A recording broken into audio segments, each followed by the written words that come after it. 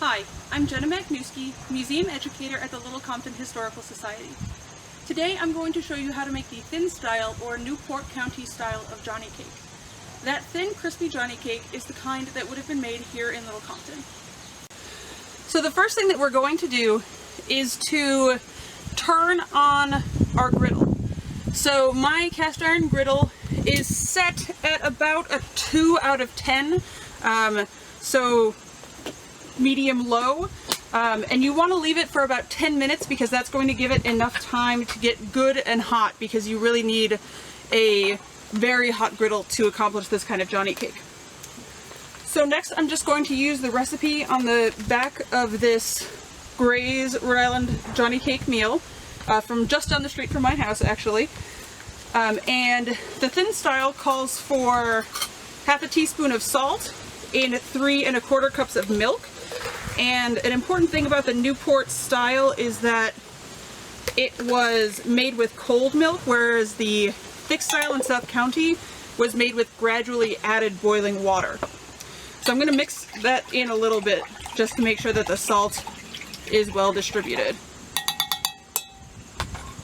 And then I'm going to add my 1 cup of Johnny cake meal.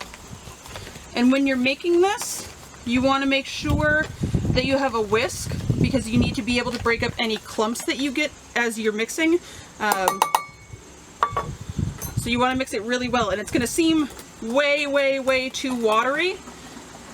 Some people have suggested adding eggs into this recipe to bind it all together, but a local would tell you that that is blasphemy and that you absolutely should not add anything other than the salt and the Johnny cake mix. And again, just like your griddle, you want to leave this sit for about 10 minutes. Okay, so now my griddle is good and hot, and I put about a rounded teaspoon of butter into the griddle, and you'll know that it's hot enough because it will sizzle when you put the butter in. And this 10 minutes of waiting has given this cornmeal time to absorb some of the liquid, but you can see it's still very watery. And I'm mixing it back together because the cornmeal can tend to settle out, and then you just kind of have milk, not so much cornbread. So I'm mixing that back together, and then I'm using an 1/8 cup measure per Johnny cake, and that's about 2 teaspoons. It's also a standard coffee measure, so if you want something that's pretty exact to what I'm doing, that's what you could use. And you just dump it in the middle. Woo! So you can see that there are all of these lacy holes around the edges here and in the middle. If I was cooking pancakes, that would make me really nervous, but because I'm cooking a Johnny cake, that's actually great, so don't worry about that. And you want to try to avoid touching the Johnny cake at all until you've got a good golden brown around the edges here, and most of the middle is cooked through. Because when you flip it, you're mostly just crisping that side, so you want it to do most of its cooking on this side. And that also makes it easier to flip. So I'm starting to get some golden brown around the edges, so I can kind of give it a little push and see if things are ready to release. Now, the thing that you will do if you start trying this too early is that you will actually kind of dent the lacy edges out, and you don't want to do that. So I've loosened it a bit. I don't want to mess with it too much. But so far, so good.